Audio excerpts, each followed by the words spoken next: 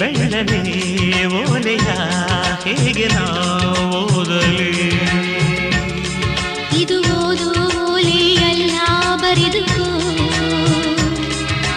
ನನ್ನ ಜೀವನದಲ್ಲಿ ಎಂದುಕೋ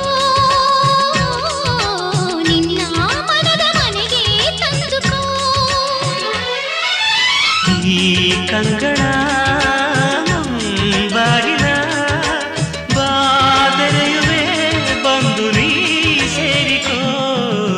ಓ ಮೇಘವೇ ಮೇಘವೇ ವಂದನೆ ಸಂಧಾನದ ಪಾತ್ರಕ್ಕೆ ವಂದನೆ